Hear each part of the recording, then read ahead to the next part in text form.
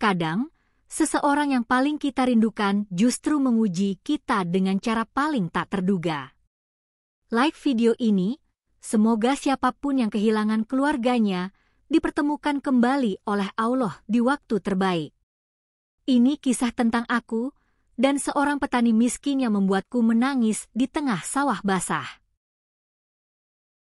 Aku masih ingat, malam terakhir sebelum ayah menghilang, hujan turun deras sekali. Aku masih kecil waktu itu, mungkin sekitar 7 tahun, tapi suara derasnya hujan yang memukul atap seng rumah kami tak pernah bisa kulupakan. Di tengah suara gemuruh langit, ayah berdiri di depan pintu, membawa karung lusuh berisi pakaian dan sedikit beras. Ibu menangis sambil menahan ujung bajunya. Aku hanya bisa memeluk lutut di sudut ruangan, menatap punggung yang perlahan menjauh tanpa sempat menoleh lagi. Sejak malam itu, rumah kami sepi. Ibu jarang berbicara. Setiap pagi, ia duduk di teras sambil memandangi jalan tanah di depan rumah, seolah berharap bayangan ayah akan muncul di ujung gang itu. Kadang aku melihat bibirnya bergerak pelan, melafalkan doa yang tak pernah kupahami saat kecil. Tapi aku tahu satu hal, dalam setiap hembus napasnya, ada nama ayah yang ia sebutkan kepada Allah. Tahun demi tahun berlalu. Aku tumbuh di bawah bayangan kehilangan. Saat anak-anak lain bercerita tentang ayah mereka yang mengantar sekolah atau memperbaiki sepeda, aku hanya diam. Rasanya aneh sekali melihat mereka begitu utuh. Aku iri, tapi juga marah, bukan pada mereka, melainkan pada takdir yang membuatku kehilangan sosok yang bahkan belum sempat ku kenal dengan benar. Ibu sering bilang, ayah pergi karena ingin memperbaiki nasib. Dia ingin kau punya masa depan yang lebih baik, katanya dengan mata basah. Tapi di balik kata-katanya, ada luka yang tak bisa ia sembunyikan. Aku tahu, di malam-malam sepi, ibu masih menatap foto tua itu, foto seorang pria berpakaian kemeja lusuh berdiri di tengah sawah, tersenyum sambil mengangkat seikat padi. Aku pernah memandangi foto itu lama sekali, mencari wajahku di wajahnya. Mungkin dari sorot matanya, dari bentuk alisnya, atau dari senyumnya yang samar. Tapi semakin lama ku pandangi, semakin terasa jauh, seolah dia hanyalah bayangan yang terhapus waktu. Ketika aku mulai beranjak dewasa, rasa rindu itu berubah menjadi dorongan untuk mencari. Aku sering bermimpi tentang seseorang yang memanggilku dari kejauhan, di tengah kabut ladang.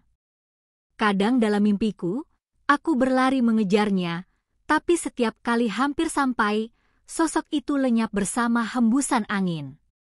Aku terbangun dengan dada berdebar, dan entah kenapa, aku selalu menangis tanpa tahu sebabnya. Suatu malam, aku bertanya pada ibu dengan hati-hati, "Bu, kenapa ayah tak pernah kembali? Apakah dia masih hidup?" Ibu menatapku lama, seolah mencari kata yang paling tidak akan menyakitiku. "Nak, ada hal-hal yang tak bisa kita pahami. Tapi kalau Allah menghendaki, suatu hari kamu akan tahu sendiri jawabannya." Kata-kata itu menancap dalam. Sejak saat itu, aku mulai sering menatap langit malam, berdoa diam-diam agar Allah memberiku petunjuk, sekecil apapun itu. Namun hidup di kota membuat kenangan itu perlahan tertimbun oleh kesibukan. Aku kuliah, bekerja, berusaha menata hidup tanpa harus terus menoleh ke masa lalu. Tapi entah kenapa, setiap kali hujan turun, setiap kali mencium aroma tanah basah, kenangan itu menyeruak lagi. Ada sesuatu dalam diriku yang belum selesai. Seolah ada janji yang belum ditepati. Suatu kali, aku pulang ke kampung setelah sekian lama. Rumah kami tampak lebih tua dari ingatan. Dindingnya mulai retak, catnya mengelupas, tapi foto itu masih tergantung di tempat yang sama. Aku berdiri lama di depannya, menatap mata dalam foto itu. "Ayah, bisikku pelan, jika kau masih hidup, apakah kau pernah merindukanku seperti aku merindukanmu? Tak ada jawaban, hanya bunyi daun bambu bergesekan di luar jendela, mengiringi sepi yang panjang. Tetangga-tetangga lama masih suka membicarakan ayah. Ada yang bilang ia pergi ke luar kota mencari pekerjaan, ada juga yang bilang ia tersesat, atau mungkin sengaja tak kembali karena malu gagal menafkahi keluarga. Setiap cerita berbeda, tapi semua berujung pada satu kenyataan, tidak ada yang tahu pasti di mana dia. Namun, di dalam hatiku yang paling dalam, aku selalu menolak percaya bahwa ayah meninggalkanku tanpa alasan. Aku yakin, ada sesuatu yang lebih besar, sesuatu yang disembunyikan takdir, dan aku hanya perlu waktu untuk menemukannya. Malam itu sebelum aku kembali ke kota, ibu sempat berkata sesuatu yang membuat hatiku bergetar. Kalau suatu saat kamu menemukan seseorang yang mengingatkanmu pada ayah, jangan buru-buru menolak. Kadang Allah menguji cinta bukan dengan pertemuan, tapi dengan kehilangan. Aku tak benar-benar paham maksudnya, tapi kalimat itu menancap seperti tanda. Sejak malam itu, setiap kali aku bertemu orang asing dengan sorot mata lembut dan wajah letih, aku selalu berpikir, mungkinkah itu dia? Rasa penasaran dan rindu yang menahun membuatku semakin gelisah. Dalam doa yang panjang, aku memohon, "Ya Allah, kalau memang masih ada jalan untuk bertemu ayah, tolong bukakan pintunya. Tapi kalau dia sudah kau panggil, setidaknya biarkan aku tahu bahwa dia pergi dengan tenang." Malam itu aku menangis lama sekali. Dan tanpa kusadari, doa itu adalah awal dari perjalanan yang akan mengubah seluruh hidupku. Ketika fajar menyingsing, aku menatap sinar mentari menembus tirai jendela. Di hatiku, ada perasaan aneh, campuran antara rindu, takut, dan harapan. Entah mengapa, aku merasa sesuatu akan terjadi. Aku belum tahu apa, tapi di sudut jiwaku, ada bisikan halus yang berkata, perjalananmu mencari ayah akan segera dimulai. Dan itulah saat pertama kalinya aku sadar bahwa kenangan masa lalu bukan sekadar bayangan yang tertinggal. Ia adalah tanda dari Allah, sebuah panggilan halus yang menuntunku untuk menemukan kebenaran yang selama ini bersembunyi di balik sunyi. Sudah beberapa minggu berlalu sejak aku kembali dari kampung. Kehidupan di kota berjalan seperti biasa, hiruk-pikuk kendaraan, tumpukan pekerjaan, dan wajah-wajah yang berlari mengejar waktu. Tapi hatiku seperti tertinggal di rumah kecil itu, di depan foto yang menggantung di dinding dengan debu menempel di bingkainya. Ada ruang kosong dalam diriku yang tak bisa diisi oleh apapun, seolah ada sesuatu yang belum selesai. Suatu sore, setelah pulang kerja, aku menemukan sebuah amplop terselip di bawah pintu kos. Tak ada nama pengirim, hanya tulisan tangan yang sederhana di bagian depan, "Untukmu." Aku sempat berpikir mungkin itu salah kirim. Tapi ketika ku buka, tanganku bergetar. Di dalamnya hanya ada selembar kertas kuning tua, dengan kalimat singkat yang membuat nafasku tercekat. "Kalau ingin tahu siapa ayahmu sebenarnya, datanglah ke Desa Rahayu. Cari petani bernama Samin." Aku membacanya berulang kali. Kata demi kata menancap seperti paku di dada. Desa Rahayu? Aku tak pernah mendengar nama itu sebelumnya. Dan siapa Samin? Mengapa dia disebut dalam konteks ayahku? Siapa pula yang mengirim surat ini?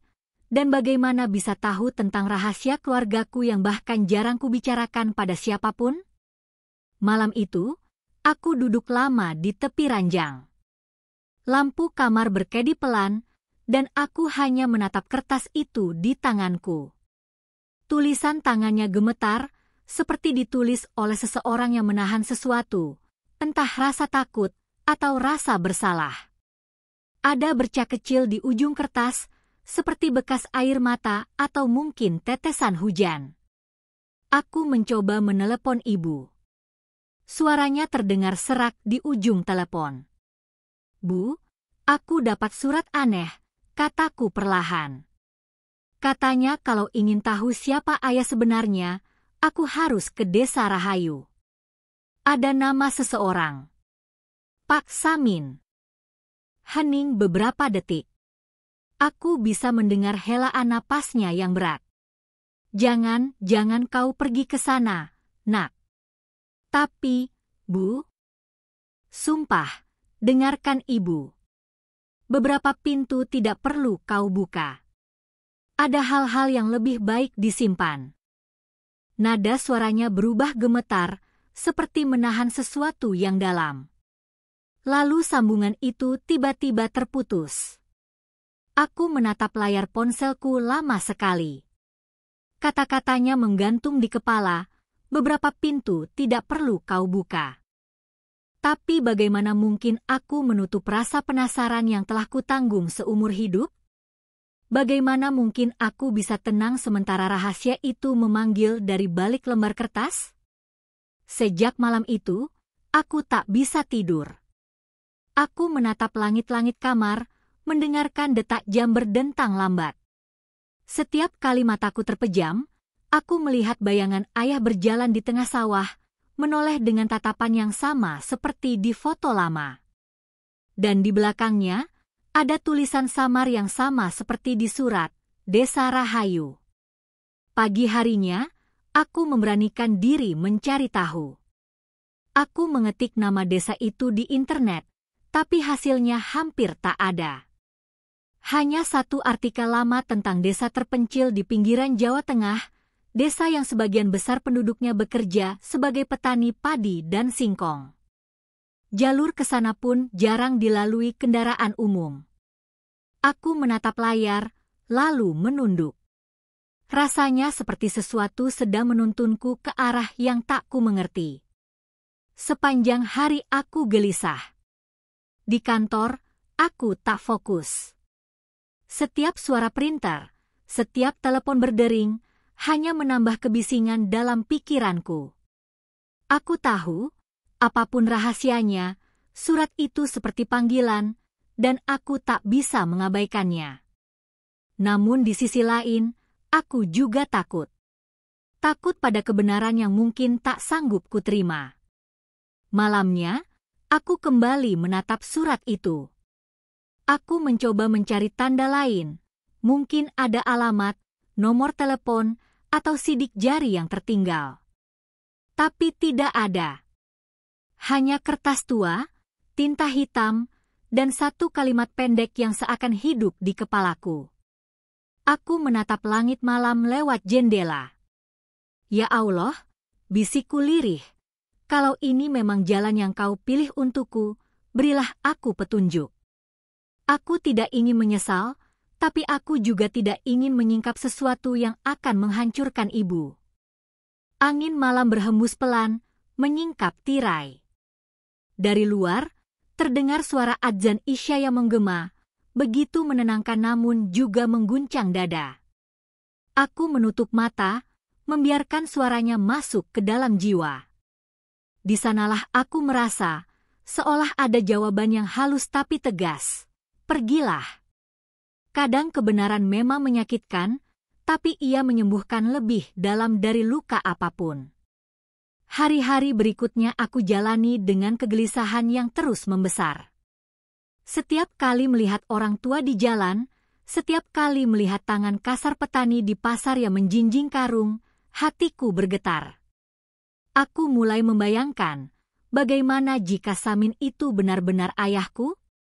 Bagaimana jika ia selama ini hidup sederhana di desa, sementara aku tumbuh tanpa tahu apapun tentangnya?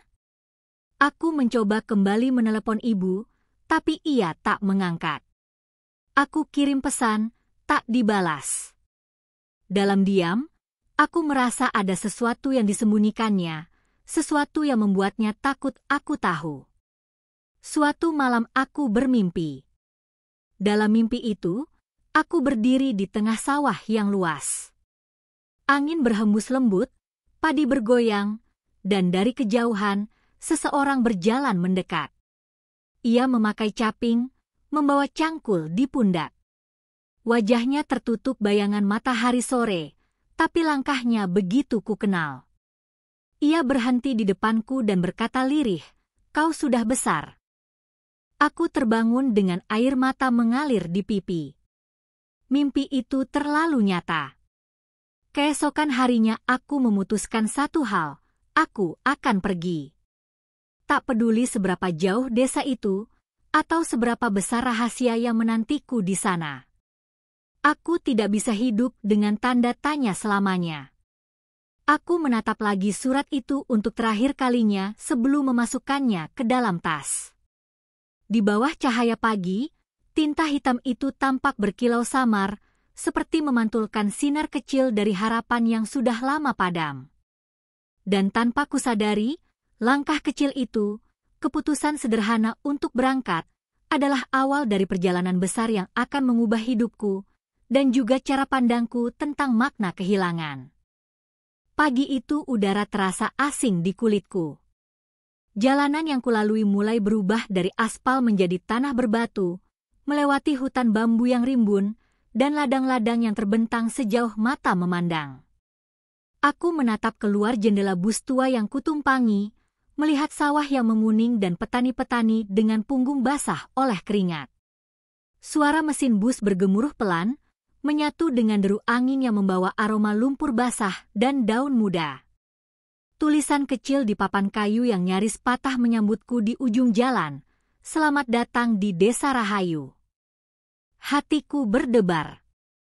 Nama itu sama persis seperti yang tertulis di surat misterius itu. Aku turun dari bus dengan langkah ragu. Hanya ada satu warung kecil di pinggir jalan dan beberapa anak kecil berlarian tanpa alas kaki, menatapku dengan rasa ingin tahu. Aku berdiri memandangi sekeliling, semuanya terasa begitu tenang, bahkan terlalu tenang. Desa itu seolah hidup dalam waktu yang berhenti.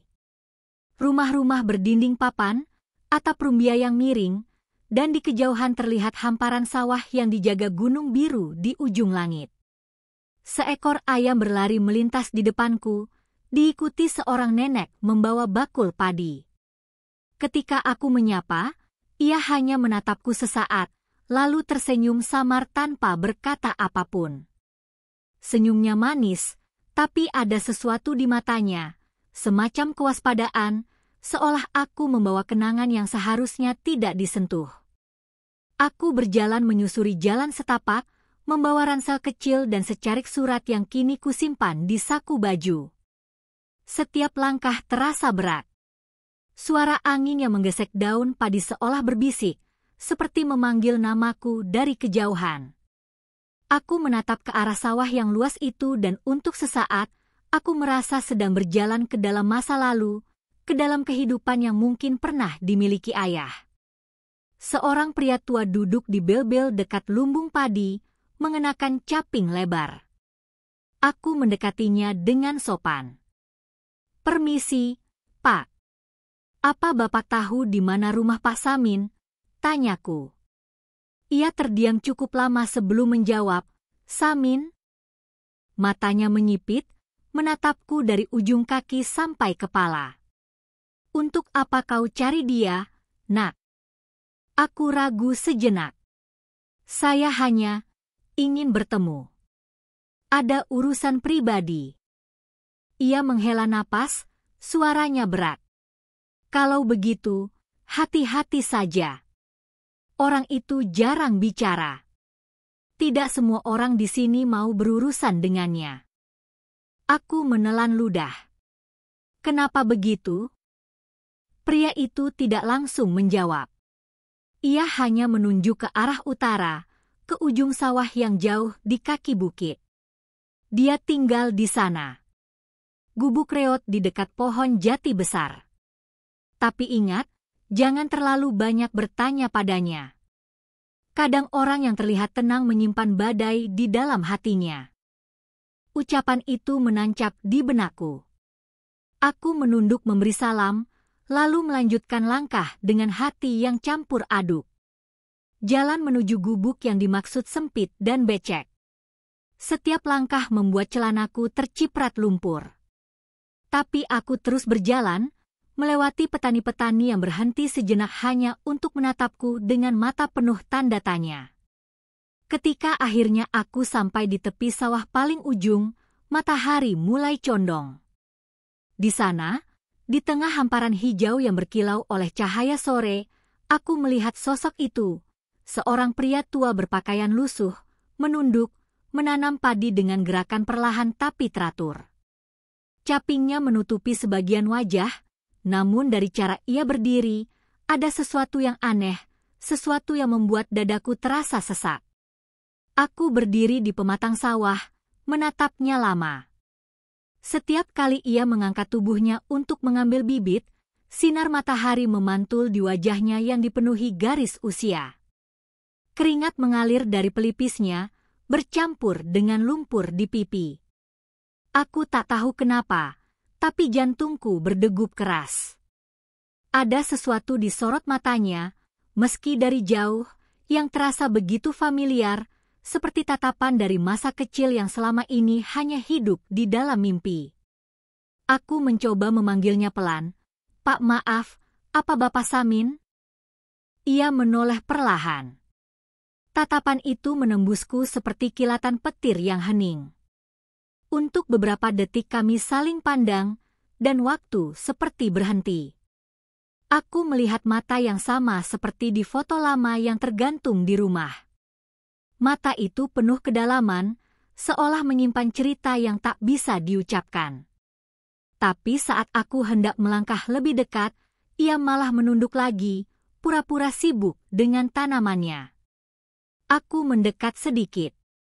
"Maaf, Pak. Saya datang dari jauh. Saya ingin bicara." Tanpa menatap, ia berkata dengan suara serak, "Anak kota, jangan dekat-dekat orang sawah. Nanti sepatumu kotor." Nada suaranya pelan tapi menusuk. Aku terpaku. Entah kenapa ada rasa nyeri yang tiba-tiba menyeruak di dada. "Saya tidak peduli kotor, Pak. Saya cuma ingin tahu." Ia memotong cepat, "Tak ada yang perlu kau tahu. Kadang mencari masa lalu hanya akan membuatmu kehilangan arah."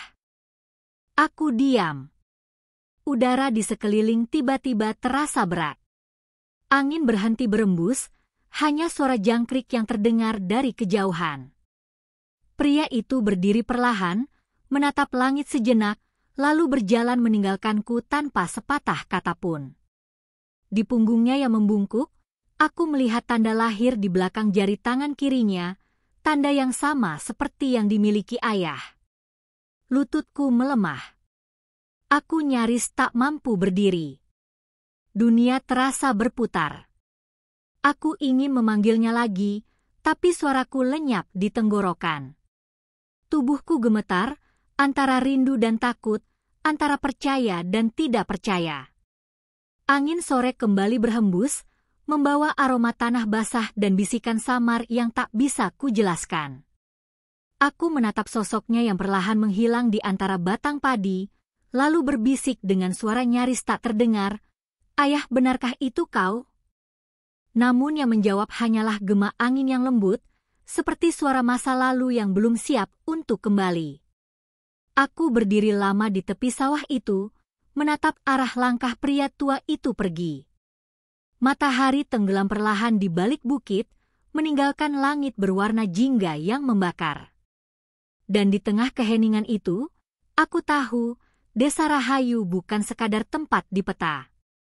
Ia adalah pintu menuju sesuatu yang akan mengguncang seluruh isi hatiku. Sore itu, langkahku terasa gontai menyusuri pematang sawah. Angin berembus lembut, namun dadaku sesak oleh sesuatu yang tak bisa kujelaskan. Bayangan pria tua tadi, yang disebut orang sebagai Pak Samin, terus menari di benakku. Tatapan matanya tak mau pergi dari pikiranku. Ada luka di sana, tapi juga kehangatan samar yang pernah kulihat bertahun-tahun lalu dalam foto tua di rumah. Seolah-olah waktu berputar mundur, membawa seluruh kenangan yang coba kubenamkan kembali ke permukaan. Aku berhenti di pinggir sawah, memandangi barisan padi yang baru ditanam. Air di genangan sawah bergetar pelan, memantulkan langit jingga yang mulai gelap. Di tengah pantulan itu, aku melihat wajahku sendiri, namun di belakang bayanganku, seolah ada bayangan lain. Bayangan pria dengan topi caping, berdiri diam, memperhatikanku dari kejauhan. Aku menoleh cepat, tapi tak ada siapa-siapa. Hanya suara burung pulang ke sarang dan desir angin yang makin dingin. Aku tahu aku tak boleh menyerah begitu saja. Maka dengan langkah berat, aku menuju arah gubuk yang tadi disebut oleh pria di bel-bel. Gubuk itu berada di tengah ladang, dikelilingi pohon pisang dan semak belukar. Dindingnya terbuat dari papan bekas, sebagian bolong, atapnya miring ke satu sisi. Namun di depannya, ada taman kecil dengan beberapa pot berisi bunga liar. Di tengah segala kesederhanaan itu, ada keteduhan yang aneh, seperti rumah yang menyimpan rahasia lama. Aku berdiri di depan pintunya yang setengah terbuka. Dari dalam terdengar suara batuk pelan. Hatiku berdebar. Aku mengetuk pelan. "Permisi, saya tadi dari sawah. Saya ingin bicara sebentar, Pak." Hening. Aku menunggu beberapa detik sebelum pintu terbuka sedikit. Sosok Pak Samin muncul, masih dengan baju yang sama, masih dengan tangan yang berlumur tanah. Tatapan matanya tajam, tapi ada kelelahan dalam sorotnya. "Kau lagi?" katanya pelan, tapi nadanya bukan marah, lebih seperti bingung atau takut. "Saya tidak berniat mengganggu, Pak. Saya cuma ingin tahu, apakah Bapak mengenal seseorang bernama?" Aku terhenti. Lidahku keluh. Aku ingin mengucapkan ayahku, tapi suara itu tak keluar. Ia menunduk, mengusap keringat dari pelipisnya. "Aku sudah bilang, jangan cari masa lalu. Orang kota seperti kamu takkan betah di sini." Aku menatap tangannya yang gemetar. Di punggung jari kirinya ada tanda lahir berbentuk setengah bulan. Aku tahu tanda itu.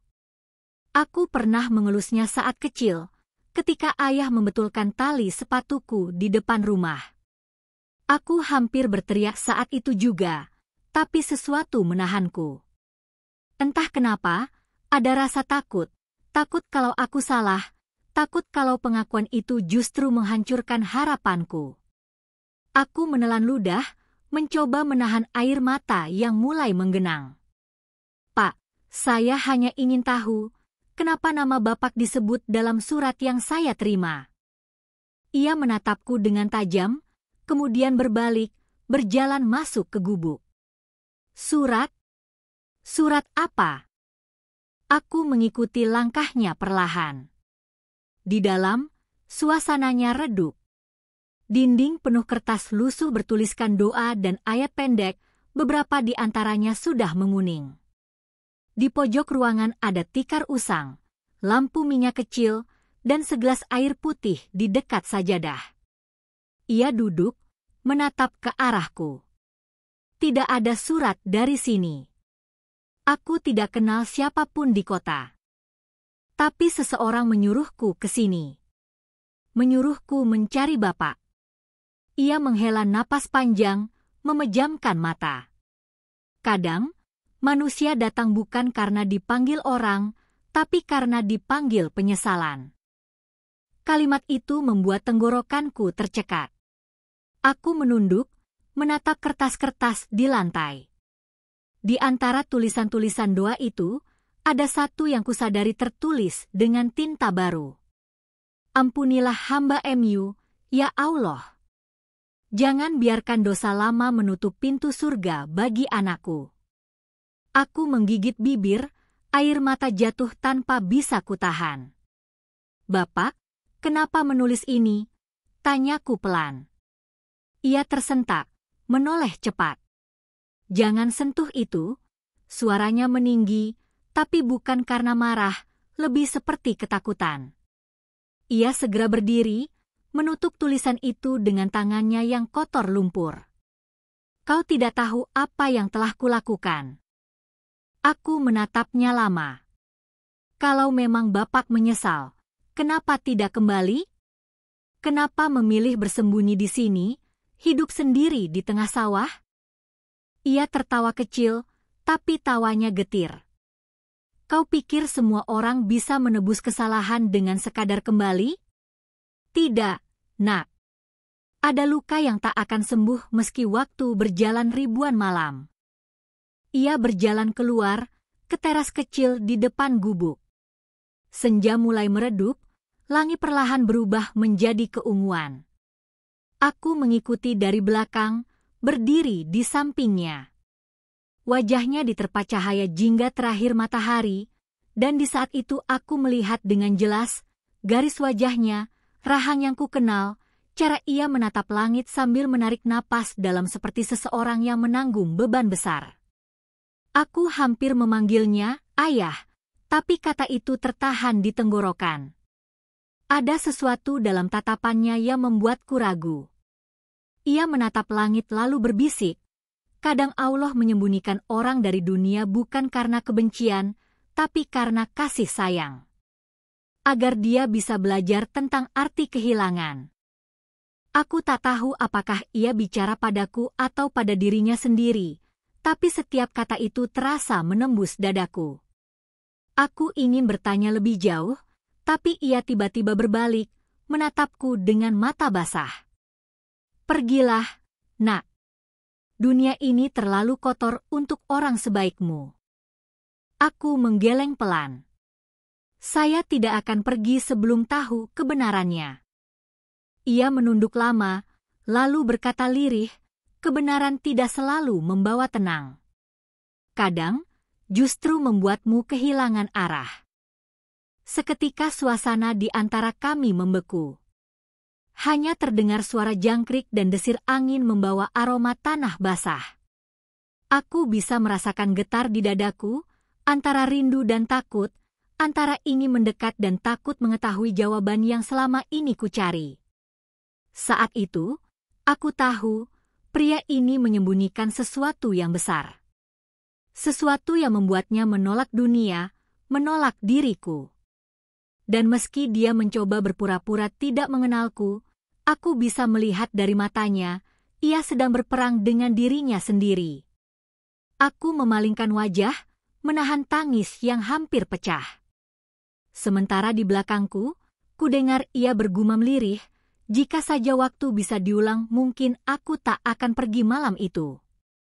Aku menoleh spontan, tapi ia sudah berjalan masuk kembali ke gubuknya, menutup pintu perlahan. Aku berdiri lama di sana, di bawah langit yang mulai gelap, menatap gubuk itu yang kini hanya diterangi cahaya lampu minyak redup. Suara serangga malam mulai ramai, tapi di dadaku hanya ada hening yang tak bisa dijelaskan. Tatapan pria itu, tatapan yang penuh luka dan penyesalan, meninggalkan sayatan dalam yang sulit kuredam. Malam menelan desa Rahayu dalam keheningan.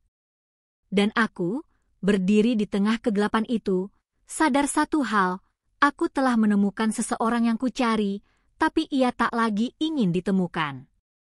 Malam itu udara di desa Rahayu begitu sunyi, seperti menahan napas. Aku masih berdiri di depan gubuk itu, memandangi cahaya redup lampu minyak yang menembus celah papan kayu. Hati kecilku berbisik agar aku pergi, tapi langkahku tak bisa bergerak. Ada sesuatu di balik dinding rapuh itu yang menahanku, bukan sekadar rasa penasaran, tapi juga sesuatu yang terasa seperti panggilan jiwa. Angin malam berhembus membawa aroma tanah basah dan kayu tua. Aku duduk di batu dekat pohon jati besar yang menaungi gubuk itu. Dari dalam terdengar suara lembut, seperti orang melantunkan doa dengan lirih. Aku mengenali nada itu, irama doa yang dulu sering kudengar di rumah waktu kecil, ketika ayah duduk di sampingku sebelum tidur, mengusap rambutku sambil berbisik memohon perlindungan kepada Allah. Nada dan intonasinya sama persis, hanya saja kini terdengar lebih berat, seperti keluar dari dada yang menanggung beban puluhan tahun penyesalan. Aku menunduk, menggenggam lutut. Air mata menetes tanpa kusadari. Apakah ini benar-benar dia? Ataukah aku hanya mengada-ada karena rindu yang belum sembuh? Namun setiap detak jantungku berbisik bahwa semua ini bukan kebetulan. Suara, tanda lahir, cara menatap, bahkan cara berdoanya, semuanya menunjuk ke arah satu kenyataan yang kutakuti. Pria itu adalah ayahku. Aku menunggu hingga suara doa itu berhenti. Kemudian pelan-pelan, aku berjalan mendekati pintu.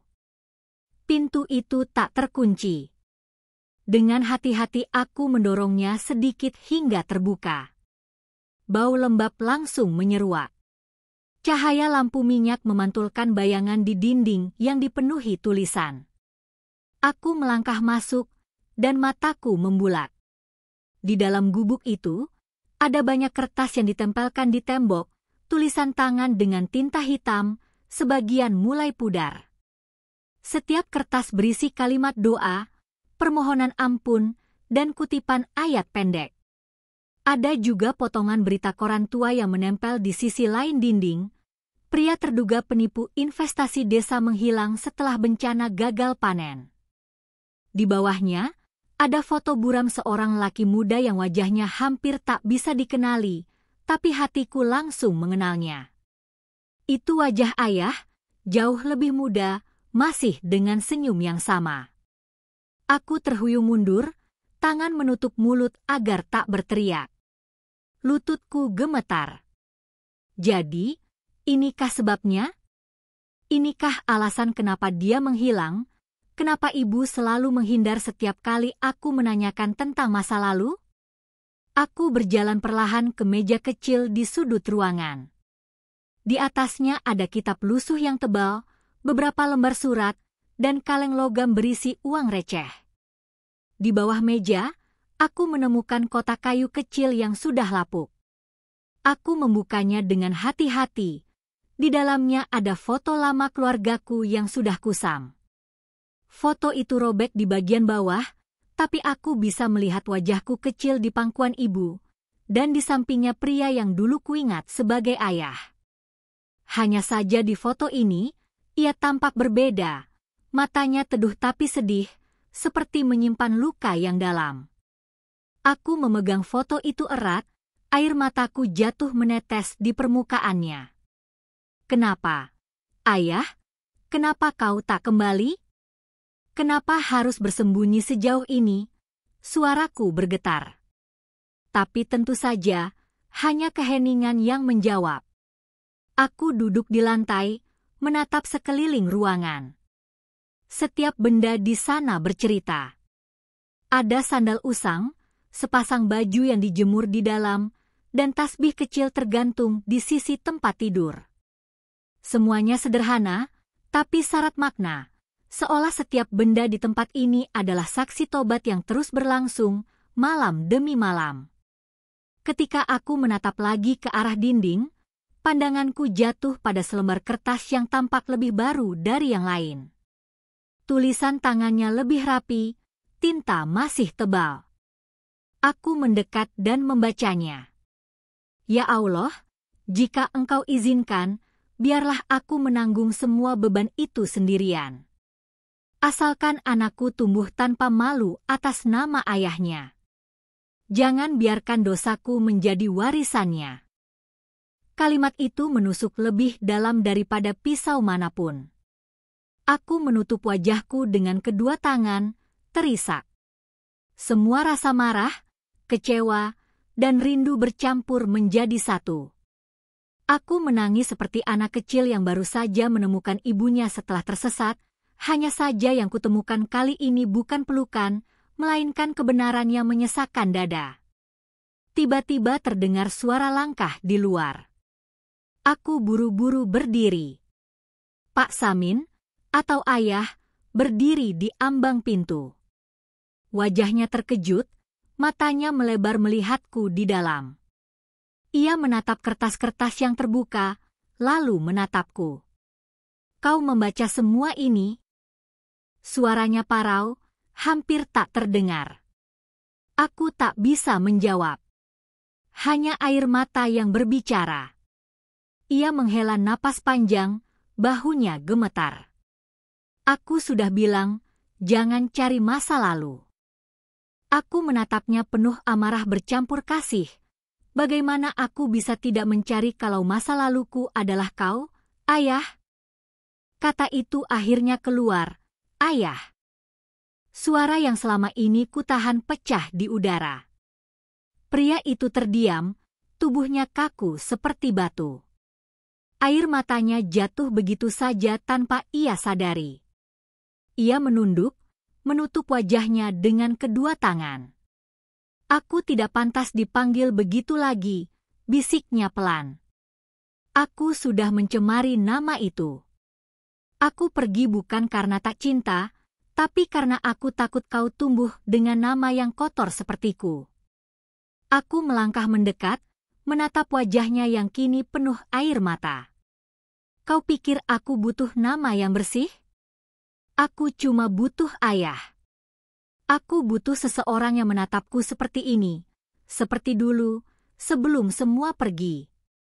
Ia menggigil, matanya menatapku dengan rindu yang tertahan selama bertahun-tahun.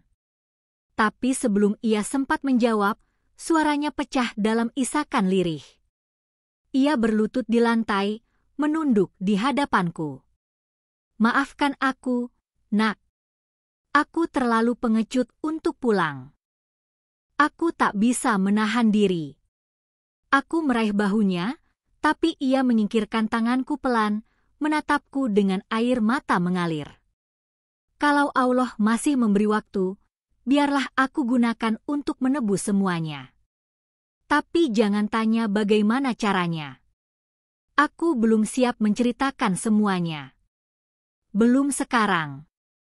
Aku ingin memaksa. Tapi melihat wajahnya yang hancur, aku tahu tak semua rahasia bisa dibuka sekaligus. Aku menunduk, menangis di sampingnya. Malam itu kami diam di lantai yang sama, di bawah cahaya lampu minyak yang bergetar pelan. Tak ada kata yang bisa menghapus luka, tapi setidaknya untuk pertama kalinya dalam hidupku, aku merasa jarak antara kami tidak lagi sejauh dulu. Di luar, angin membawa aroma padi yang mulai berbuah. Dan di dalam gubuk kecil itu, dua jiwa yang pernah terpisah kini duduk bersebelahan, saling diam, saling menanggung berat masa lalu. Aku tak tahu apa yang akan terjadi setelah ini, tapi satu hal pasti, malam itu aku tahu, rumah yang sebenarnya bukan tempat yang megah, tapi hati yang akhirnya berani pulang. Malam itu, setelah percakapan penuh air mata di gubuk kecil itu, aku sulit memejamkan mata. Suara jangkrik bersahutan dari luar, angin berdesir pelan di sela-sela dinding bambu, tapi kepalaku penuh dengan pertanyaan yang tak berhenti berdentang. Kata-kata ayah, atau Pak Samin, sebagaimana orang desa memanggilnya, terngiang terus di kepalaku. Aku belum siap menceritakan semuanya. Aku menatap langit-langit gubuk yang remang. Lampu minyak di sudut ruangan berkelip perlahan, menebar cahaya kekuningan yang menenangkan tapi juga menyayat. Di dekatku, pria itu tertidur dengan napas berat. Tangannya masih menggenggam tasbih yang manik-maniknya sudah kusam. Setiap kali manik itu bergeser, bunyinya seperti detak penyesalan yang tak berhenti. Aku menatap wajahnya lama. Di sana ada kerut lelah yang dalam, garis waktu yang tak bisa disembunyikan oleh siapapun. Aku teringat lagi masa kecilku, bagaimana dulu aku suka bermain di pangkuannya, memintanya membuatkan topi dari daun kelapa. Dulu tangannya besar dan kuat, tapi sekarang kurus dan bergetar. Hati ini remuk melihatnya seperti itu, tapi di balik remukan itu ada sesuatu yang lembut. Kasih yang diam-diam tumbuh lagi, perlahan tapi pasti. Saat azan subuh berkumandang dari arah jauh, aku terlonjak. Suara itu datang dari masjid tua di ujung desa. Aku mengenali lantunan imamnya, begitu syahdu, serak tapi dalam. Ada nada yang menusuk relung hati, membuat air mata menetes tanpa sebab. Aku tak tahu kenapa, tapi aku merasa harus ke sana. Aku mengenakan kerudung dan berjalan menyusuri jalan tanah yang masih basah oleh embun. Langit mulai memutih di ufuk timur, dan kabut tipis menggantung di antara batang-batang padi. Desa Rahayu yang semalam tampak misterius, kini terasa damai dan suci. Di kejauhan, bangunan kecil dengan kubah berwarna hijau kusam tampak berdiri tenang. Itulah masjid tua yang suaranya memanggilku sejak tadi. Langkahku berhenti di depan halaman masjid. Pintu kayunya terbuka setengah, menampakkan cahaya lampu minyak dari dalam. Di sana, beberapa orang tua tengah duduk bersila, membaca wirid dengan suara pelan. Suasana hening, hanya suara lantunan zikir yang naik turun mengikuti napas mereka. Aku masuk perlahan, menunduk sopan. Di pojok ruangan, seorang lelaki tua berjenggot putih duduk sendirian, memandangi lantai dengan wajah teduh. Ia mengenakan baju koko lusuh dan surban sederhana. Ada aura yang aneh pada lelaki itu, menenangkan tapi juga tajam, seolah matanya bisa melihat lebih dalam daripada kata-kata. Beliau menoleh begitu aku duduk di sampingnya. "Kau bukan orang sini, Nak," katanya lembut. Aku mengangguk. "Saya datang mencari seseorang." Ia tersenyum samar. "Aku sudah dengar. Kau anak kota yang datang mencari Pak Samin, bukan?" Jantungku berdetak keras. "Iya, Pak. Bapak mengenalnya?" "Setiap orang di desa ini mengenalnya," jawabnya pelan. "Tapi tidak semua berani menyebut namanya." Aku menatapnya dengan dahi berkerut. "Kenapa? Apa yang sebenarnya terjadi?" Lelaki tua itu menarik napas panjang, lalu menatap langit-langit masjid yang mulai memutih disinari matahari pagi. "Dulu, sebelum menjadi petani miskin yang kau temui sekarang, dia adalah seseorang yang sangat disegani. Orang kaya, berpendidikan, pintar bicara. Tapi kekayaan bisa menyesatkan siapapun, Nak. Ia pernah menanamkan kepercayaan palsu pada warga desa. Mengajak mereka menabung dalam usaha yang katanya halal, menjanjikan keuntungan besar. Saat panen gagal dan usaha itu runtuh, semua kehilangan uang mereka. Dan dia menghilang. Aku terdiam. Suaraku tercekat. Jadi benar dia orang yang dicari-cari selama ini? Lelaki itu mengangguk lambat. Bertahun-tahun desa ini memendam luka. Banyak yang marah, banyak yang kehilangan rumah, bahkan ada yang meninggal karena putus asa. Tapi beberapa tahun lalu, seorang lelaki datang, lusuh, kurus, membawa sekantong benih padi, dan meminta izin tinggal di pinggir sawah. Dialah Samin. Tak ada yang mengenalnya waktu itu, tapi aku tahu dari tatapan matanya, dia sedang menebus sesuatu. Aku menggigit bibir, menahan air mata yang hampir jatuh. Kenapa orang-orang tidak melaporkannya? Bukankah mereka tahu siapa dia sebenarnya? Imam tua itu tersenyum kecil, tapi matanya berkaca. Karena dia menebus dengan cara yang tak bisa dilakukan siapapun. Setiap panen, dia tidak pernah mengambil bagian. Semua hasil sawah yang ia tanam, ia serahkan untuk warga miskin dan anak yatim. Tak pernah ia menolak membantu siapapun, meski tubuhnya sakit. Dia hidup hanya dengan satu tujuan, menunggu waktu untuk diampuni oleh Allah dan oleh orang-orang yang dulu disakitinya. Aku menunduk, air mata jatuh di sajadah. Dia tak pernah bilang apa-apa pada saya, suaraku serak. Karena dia takut, jawab imam itu pelan. Takut kalau masa lalunya justru melukai hatimu. Dia hanya ingin kau hidup tanpa bayangan dosa ayahmu. Tapi lihat, nak, kadang Allah menuntun kita dengan cara yang paling lembut. Kau datang bukan kebetulan. Kau datang karena doanya sudah sampai pada waktunya. Aku terdiam lama. Suara imam itu seperti suara yang datang dari dalam hatiku sendiri. Aku bisa membayangkan malam-malam ayah berdoa sendirian, berlutut di atas tanah yang sama yang dulu ia lukai, meminta ampun dengan air mata yang tak pernah kering. Kalau kau ingin tahu siapa dia sekarang, kata imam itu sambil menepuk pundakku lembut, jangan lihat dari masa lalunya.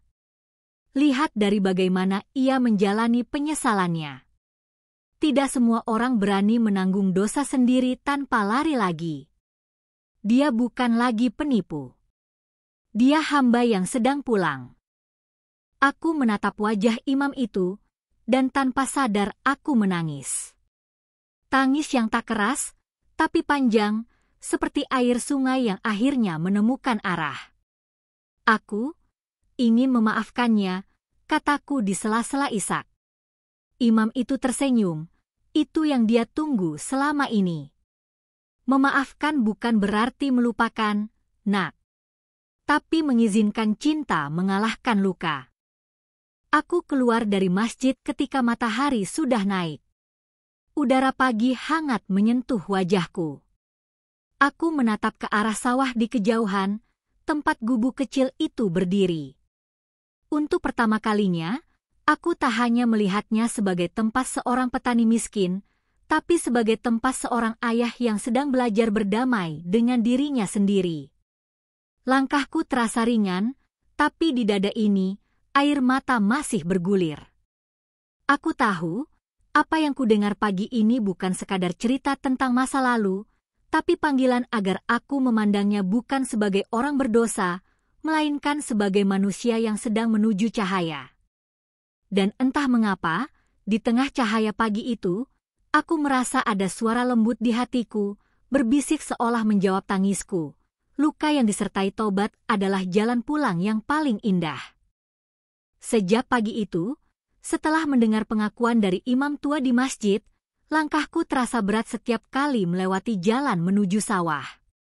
Udara desa yang semula terasa menenangkan kini membawa aroma yang lain, campuran antara penyesalan dan rahasia yang belum sepenuhnya terkuak.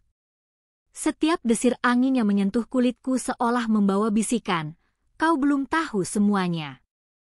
Aku berdiri di pematang sawah, memandangi hamparan hijau yang bergoyang lembut diterpa angin. Di ujung sana, kulihat ayah, atau pria yang dulu kusebut Pak Samin, sedang menyangi rumput, punggungnya membungkuk, tubuhnya tampak rapuh di bawah terik matahari. Sekali-sekali ia menatap langit, lalu kembali menunduk, seolah sedang berbicara dengan dirinya sendiri.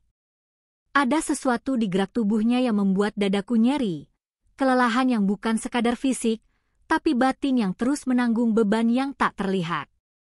Aku ingin memanggilnya, tapi lidahku keluh. Ada perasaan takut jika kehadiranku justru menyingkap luka yang selama ini ia sembunyikan dari dunia. Namun hati kecilku berbisik, aku tak boleh diam. Aku harus tahu apa yang sebenarnya terjadi di antara dosa dan tobatnya. Ketika matahari mulai condong ke barat, aku memberanikan diri berjalan ke arah gubuknya.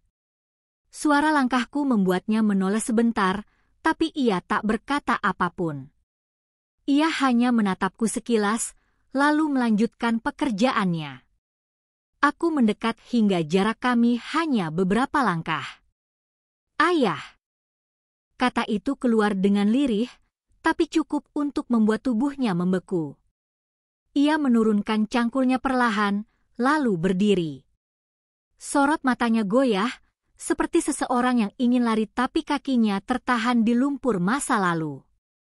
Kau tidak seharusnya memanggilku begitu, katanya akhirnya, suaranya parau dan berat. Kenapa tidak? Tanyaku, suaraku bergetar. Kau ayahku.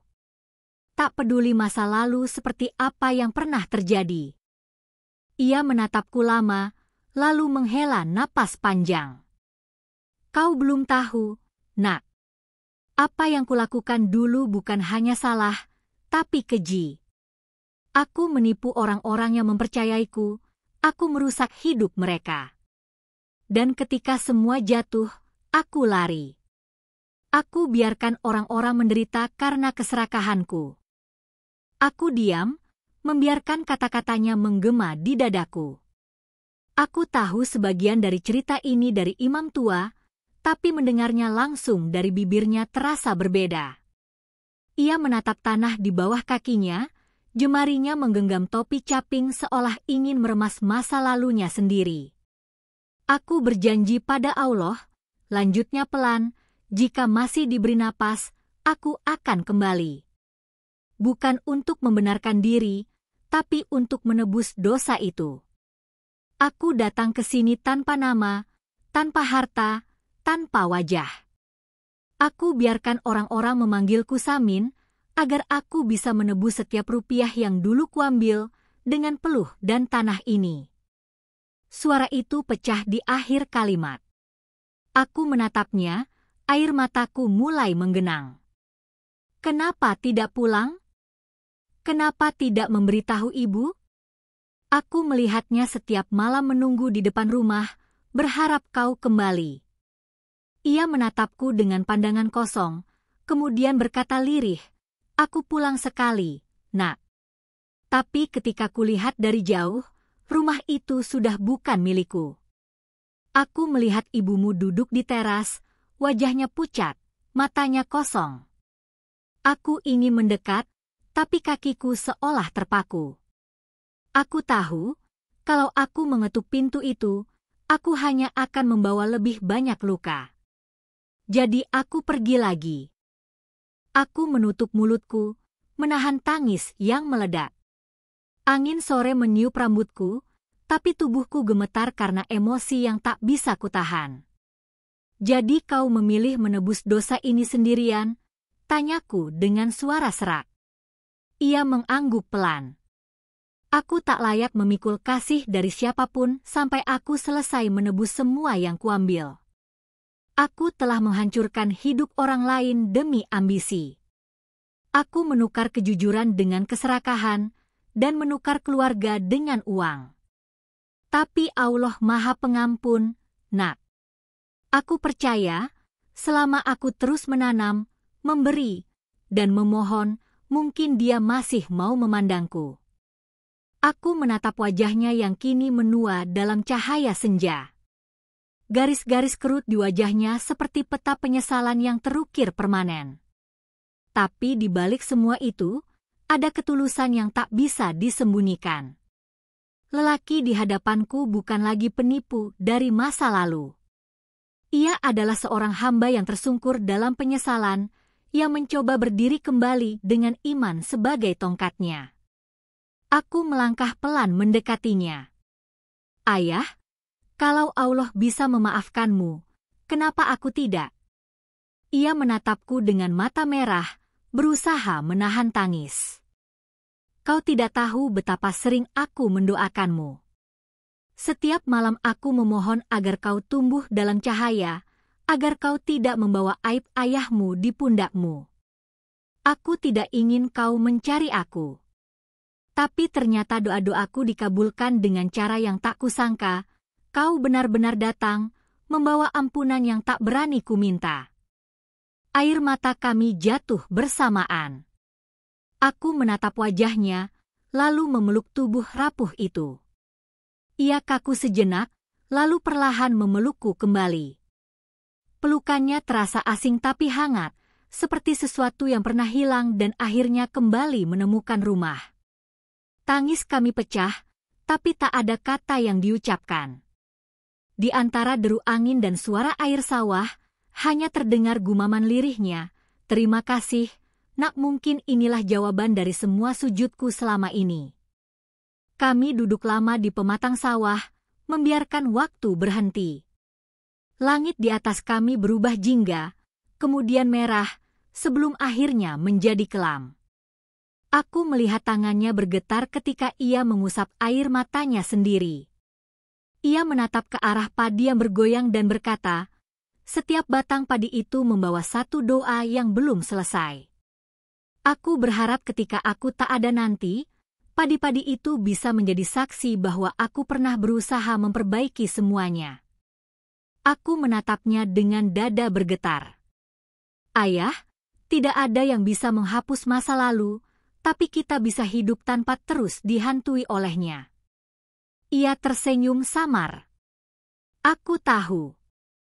Tapi luka ini bukan untuk dilupakan, Nak. Ini pengingat agar aku tak pernah lagi lupa siapa diriku di hadapan Allah." Senja berubah menjadi malam. Kami berjalan pulang ke arah gubuk tanpa banyak bicara. Langkah kami pelan, tapi hati kami seperti sedang disembuhkan sedikit demi sedikit. Di bawah cahaya bulan yang redup, aku memegang lengan ayahku dengan lembut, merasakan denyut hidup yang masih bergetar di sana. Malam itu aku sadar, terkadang dosa terbesar bukan hanya kesalahan yang kita lakukan, tapi keberanian untuk terus hidup dalam penyesalan tanpa berani memaafkan diri sendiri.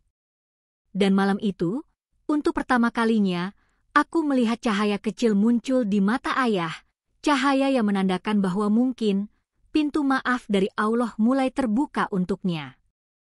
Langit sore itu tampak muram, seolah turut memeluk kisah yang berat antara aku dan ayah.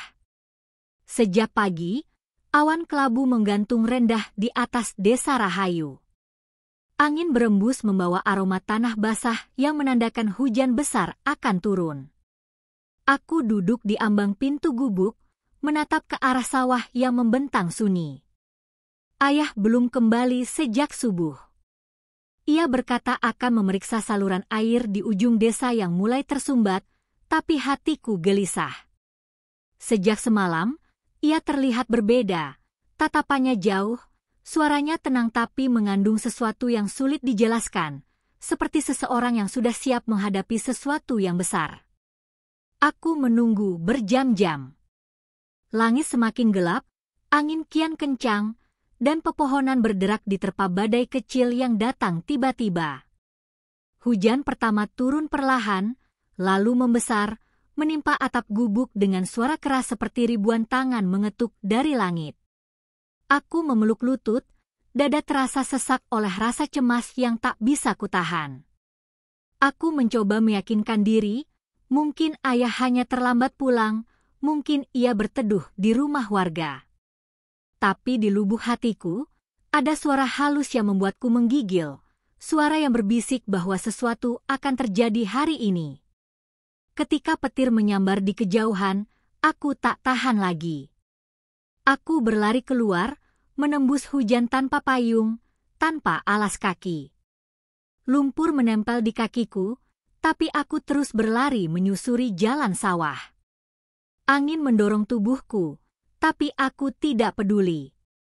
Yang kupikirkan hanya satu, aku harus menemukan ayah. Di tengah derasnya hujan, aku melihat beberapa warga berlarian ke arah tanggul besar di ujung sawah. Dari kejauhan terdengar suara panik, teriakan bercampur gemuruh air. Aku mempercepat langkah, dan sesampainya di sana, hatiku seperti diremas. Tanggul di tepi sawah mulai jebol, air meluap deras membawa lumpur dan batang padi. Dan di antara kekacauan itu, kulihat ayah berdiri di tengah arus air, tubuhnya basah kuyup, berusaha menahan karung-karung pasir agar tidak terseret banjir. "Ayah!" teriakku sekuat tenaga, tapi suaraku kalah oleh deru air. Ia sempat menoleh sebentar, wajahnya menegang melihatku di sana. Tangannya melambai, memberi isyarat agar aku mundur. Tapi aku justru melangkah maju, menembus lumpur yang semakin dalam. "Ayah, hentikan. Biar orang lain yang melanjutkan. Ini berbahaya." Suaraku pecah oleh tangis. Ia menggeleng keras, lalu berteriak dari tengah arus, Aku tak bisa berhenti, Nak. Kalau tanggul ini jebol, seluruh sawah akan tenggelam. Semua kerja keras orang sini akan hilang. Nyawamu juga bisa hilang, balasku dengan suara parau. Namun ayah tetap bertahan. Tubuhnya bergetar melawan derasnya air, karung pasir satu persatu dilemparkannya ke celah tanggul yang mulai terbuka. Wajahnya tegang tapi matanya tenang dengan keyakinan yang hanya dimiliki oleh seseorang yang sudah berdamai dengan dirinya sendiri. Aku menjerit memintanya kembali, tapi hujan menelan semua suara. Beberapa warga berlari membantunya, tapi arus terlalu kuat.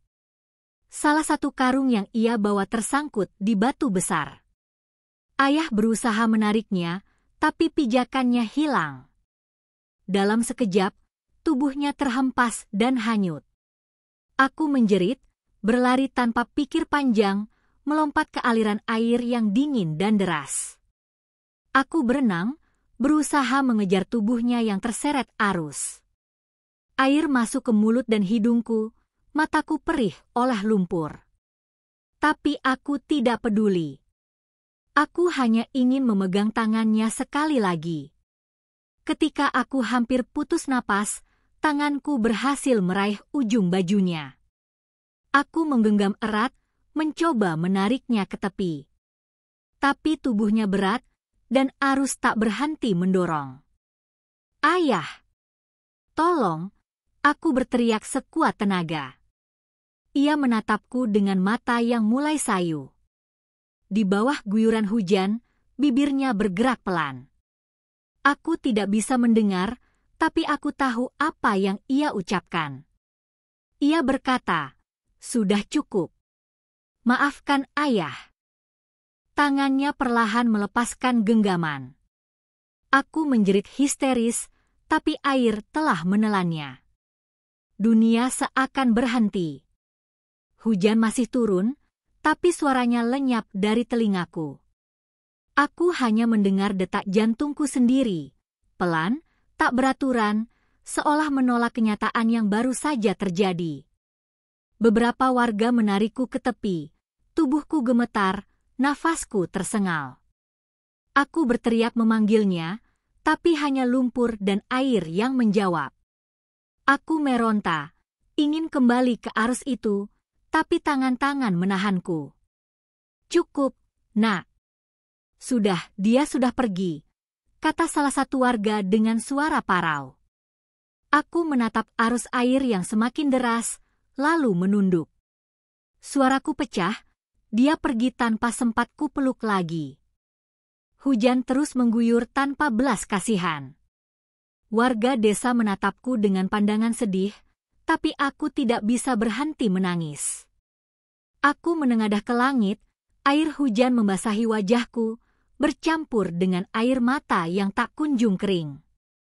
"Ya Allah," bisikku pelan, "jika ini cara MU memanggilnya pulang, jagalah dia, jangan biarkan dia sendiri lagi." Angin berembus kencang, membuat daun-daun padi bergetar seperti ikut berdoa. Di tengah derasnya hujan, aku merasakan sesuatu yang aneh, ketenangan yang lembut menyelimuti dadaku. Mungkin karena aku tahu, ia tidak pergi dalam dosa. Ia pergi dalam perjuangan, dalam niat menebus semua yang telah ia hancurkan dulu. Aku berdiri di tengah sawah yang tergenang air, tubuhku lemah tapi hatiku penuh. Di tempat yang sama di mana ia dulu bekerja siang malam menanam benih, kini ia beristirahat untuk selamanya. Langit akhirnya mulai cerah sedikit. Cahaya keemasan menembus sisa hujan, memantul di atas air sawah yang bergelombang. Aku menatap ke langit itu, dan untuk pertama kalinya aku merasa ayah tidak benar-benar hilang. Ia hanya berpindah ke tempat yang tak bisa kusentuh, tapi bisa kurasakan setiap kali angin meniup lembut dan doa naik dari bibirku. Sore itu, aku berlutut di lumpur yang sama yang dulu diinjaknya setiap hari, memejamkan mata dan berbisik, "Aku sudah memaafkanmu, ayah. Dan semoga Allah juga." langit menjawab dengan sinar yang hangat. Dan dalam keheningan yang baru lahir setelah badai, aku tahu penebusannya telah selesai. Namun bagi hatiku yang ditinggalkan, penantian untuk benar-benar mengikhlaskan baru saja dimulai. Aku masih ingat, malam terakhir sebelum ayah menghilang, hujan turun deras sekali. Aku masih kecil waktu itu, mungkin sekitar 7 tahun, tapi suara derasnya hujan yang memukul atap seng rumah kami tak pernah bisa kulupakan. Di tengah suara gemuruh langit, ayah berdiri di depan pintu, membawa karung lusuh berisi pakaian dan sedikit beras. Ibu menangis sambil menahan ujung bajunya. Aku hanya bisa memeluk lutut di sudut ruangan, menatap punggung yang perlahan menjauh tanpa sempat menoleh lagi. Sejak malam itu, rumah kami sepi. Ibu jarang berbicara. Setiap pagi, ia duduk di teras sambil memandangi jalan tanah di depan rumah, seolah berharap bayangan ayah akan muncul di ujung gang itu. Kadang aku melihat bibirnya bergerak pelan, melafalkan doa yang tak pernah kupahami saat kecil. Tapi aku tahu satu hal, dalam setiap hembus napasnya, ada nama ayah yang ia sebutkan kepada Allah. Tahun demi tahun berlalu. Aku tumbuh di bawah bayangan kehilangan. Saat anak-anak lain bercerita tentang ayah mereka yang mengantar sekolah atau memperbaiki sepeda, aku hanya diam. Rasanya aneh sekali melihat mereka begitu utuh. Aku iri, tapi juga marah, bukan pada mereka, melainkan pada takdir yang membuatku kehilangan sosok yang bahkan belum sempat ku kenal dengan benar. Ibu sering bilang, ayah pergi karena ingin memperbaiki nasib. Dia ingin kau punya masa depan yang lebih baik, katanya dengan mata basah. Tapi di balik kata-katanya, ada luka yang tak bisa ia sembunyikan. Aku tahu, di malam-malam sepi, ibu masih menatap foto tua itu, foto seorang pria berpakaian kemeja lusuh berdiri di tengah sawah, tersenyum sambil mengangkat seikat padi. Aku pernah memandangi foto itu lama sekali, mencari wajahku di wajahnya. Mungkin dari sorot matanya, dari bentuk alisnya, atau dari senyumnya yang samar. Tapi semakin lama kupandangi, semakin terasa jauh, seolah dia hanyalah bayangan yang terhapus waktu.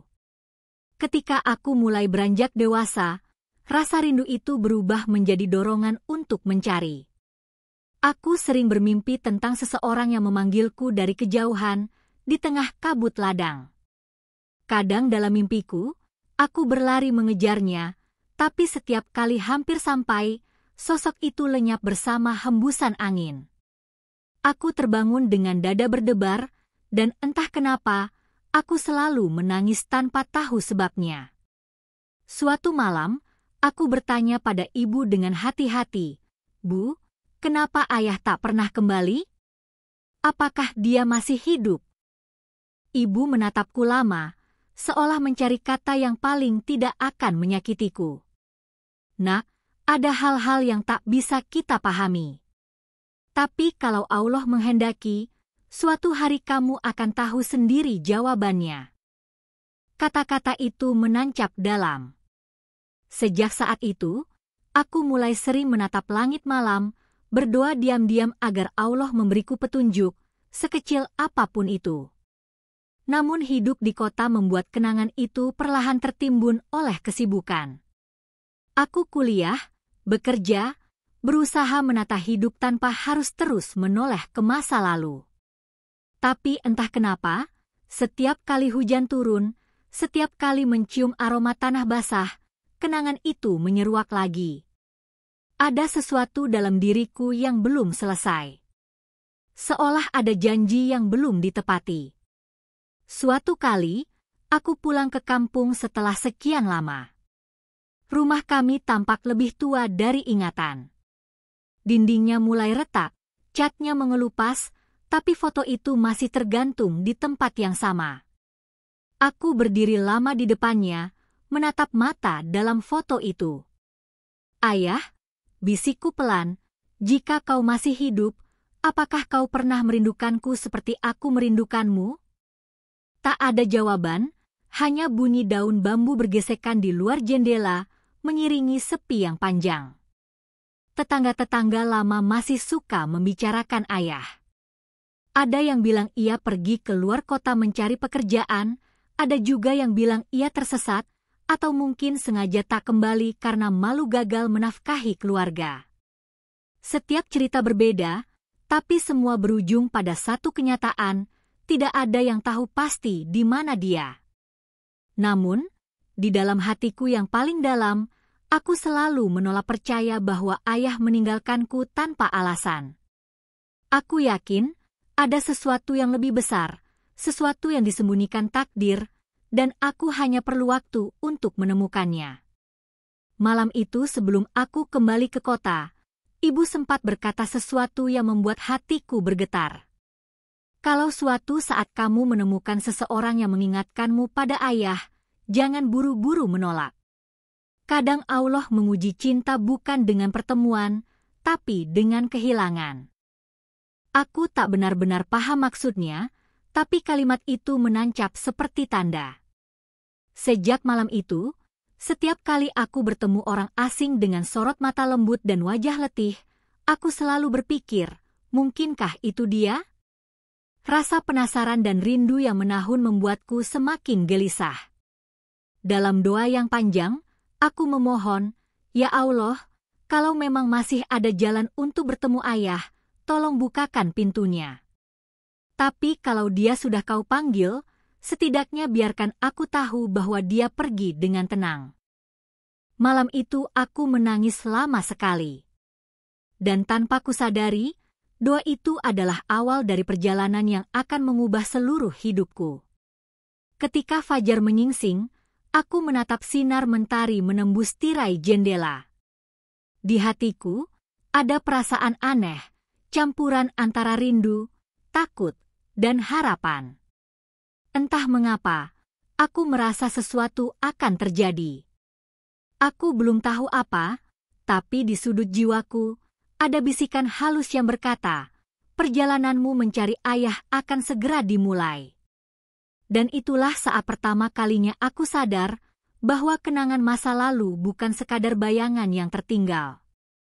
Ia adalah tanda dari Allah, sebuah panggilan halus yang menuntunku untuk menemukan kebenaran yang selama ini bersembunyi di balik sunyi. Hari-hari setelah pemakaman ayah berjalan seperti mimpi yang setengah sadar. Aku masih tinggal di gubuk itu, di antara aroma kayu basah dan sawah yang mulai pulih. Setiap pagi aku terbangun karena suara burung dan desiran angin dari ladang, tapi suasana terasa lain. Tak ada lagi suara langkah ayah di luar, tak ada batu kecilnya, tak ada suara lembutnya membaca doa menjelang subuh. Semua hening, tapi heningnya bukan kosong, hening yang seperti menenangkan, seperti ada sesuatu yang menatapku lembut dari tempat yang tak kasat mata. Warga desa sering datang ke gubuk, sekadar menyapaku, memberi makanan, atau hanya duduk diam bersamaku. Tidak ada kata yang mereka ucapkan tentang kepergian ayah, tapi tatapan mereka berkata banyak. Ada penghormatan di sana, juga rasa syukur.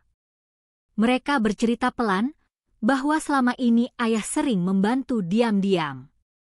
Ketika ada anak desa yang sakit, ayah yang mengantarkan uang untuk berobat. Ketika sawah warga gagal panen, ayah yang menanam lagi sendirian malam-malam. Ia hidup miskin, tapi semua hasil kerja kerasnya bukan untuk dirinya sendiri. Suatu sore, ketika aku sedang menjemur pakaian di belakang gubuk, datanglah imam tua yang pernah menemuiku di masjid. Wajahnya teduh seperti biasa, tapi kali ini ada senyum kecil yang tak biasa di bibirnya. Ia membawa sebuah amplop coklat tua dan menyerahkannya padaku dengan tangan gemetar. "Ini dititipkan untukmu," katanya lembut. Dia menitipkannya kepadaku seminggu sebelum kejadian. Katanya, "Kalau suatu hari kau datang, berikanlah ini setelah dia pergi." Aku menatap amplop itu lama. Hati ini bergetar. Amplop itu tertulis namaku di sudutnya, dengan tulisan tangan yang kukenal sejak kecil, hurufnya miring, tegas tapi lembut. Aku membukanya perlahan. Di dalamnya ada 2 hal, selembar surat dan sebuah map berisi beberapa lembar dokumen resmi. Tanganku gemetar saat membuka surat itu.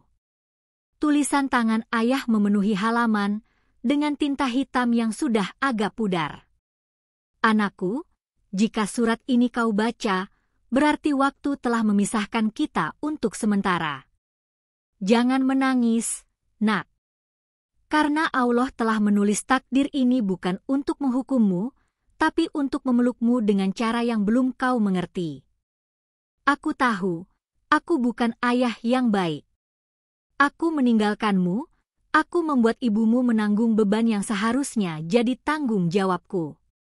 Tapi sejak hari aku jatuh dalam dosa, aku hanya punya satu tujuan dalam hidup, menebus. Aku tak bisa menebus dengan harta, karena harta itu dulu yang menghancurkan aku. Maka aku menebus dengan tenaga, dengan peluh, dengan setiap sujud yang meneteskan air mata penyesalan. Aku menanam padi bukan hanya untuk hidup, tapi untuk menumbuhkan maaf dari tanah yang dulu kukotori. Dan setiap butir beras yang kuberikan pada orang lapar, setiap bulir yang kutanam, aku niatkan sebagai doa agar kau hidup tanpa beban masa lalu ayahmu. Air mataku mengalir deras. Aku menutup mulut, takut isaku terdengar oleh orang luar. Tapi aku tak sanggup berhenti membaca. Kata demi kata seperti membawa suaranya kembali ke telingaku, lembut, hangat, dan penuh kasih. Anakku, di dalam map ini ada surat kepemilikan tanah, bukan tanahku, tapi tanah untuk orang-orang yang dulu kusakiti. Aku menjual harta terakhir yang masih tersisa di kota, bukan untuk menebus diriku, tapi untuk menebus mereka. Tanah itu kini menjadi sawah yang akan dikelola oleh desa. Aku ingin desa ini makmur, agar tidak ada lagi yang lapar karena kebodohan seorang lelaki seperti aku. Jangan bangga padaku, nak. Aku bukan orang suci. Aku hanya orang yang berusaha berdamai dengan dirinya sendiri. Jika kau ingin mengenangku, jangan dengan air mata, tapi dengan perbuatan. Tolong jaga tanah itu, bukan untukku, tapi untuk mereka. Agar doa yang tumbuh dari tanah itu bisa terus mengalir sampai nanti kau menua. Aku terisak keras. Surat itu basah oleh air mataku sendiri. Imam tua yang duduk di sampingku menatap dengan mata berkaca-kaca. Dia menebus semua utangnya, nak, katanya pelan. Seluruh hasil penjualannya ia serahkan kepada kami untuk mengurus keluarga-keluarga yang dulu dirugikan. Dan sisanya, ia minta dijadikan beasiswa untuk anak-anak yatim desa ini. Aku menatapnya tak percaya. Jadi, selama ini dia menyiapkan semuanya tanpa memberitahuku? Imam itu mengangguk pelan. Dia ingin kau menemukannya sendiri, agar kau tahu bahwa cinta sejati tak selalu harus disampaikan lewat kata, tapi lewat pengorbanan yang tulus. Aku memeluk surat itu di dada. Di luar, matahari sore menyinari gubuk dengan cahaya keemasan. Suara jangkrik mulai terdengar, dan angin berhembus pelan membawa aroma padi yang mulai menguning. Dalam cahaya yang hangat itu, aku merasa seolah ayah sedang duduk di sampingku, menatap lembut, tersenyum dalam diam. Aku berdiri, berjalan ke arah sawah. Langkahku menembus tanah yang masih lembab. Di ujung pematang, di bawah langit senja, aku menatap luas ke arah hamparan hijau yang berkilau oleh cahaya matahari terakhir. Terima kasih, ayah, bisikku, suaraku bergetar. Kau tak hanya menebus dosamu, tapi juga menanam cinta yang akan tumbuh untuk banyak orang. Angin berembus, mengibaskan ujung kerudungku, dan di saat itu aku mendengar bisikan lembut di hati, suara yang pernah hilang tapi kini kembali, hangat dan damai. Aku tidak pernah benar-benar pergi, Nak. Aku hanya pulang lebih dulu. Aku tersenyum di antara air mata. Langit di atas sana perlahan berubah menjadi ungu keemasan, dan di dalam dada, rasa kehilangan itu kini berubah menjadi kekuatan. Aku tahu, aku tidak sendiri. Ayah telah pergi meninggalkan dunia, tapi ia juga meninggalkan sesuatu yang lebih berharga dari apapun, iman, maaf, dan cinta yang tak lekang waktu. Hari itu aku menatap sawah yang bergoyang diterpa angin, dan aku tahu, setiap helai padi yang menunduk adalah doa.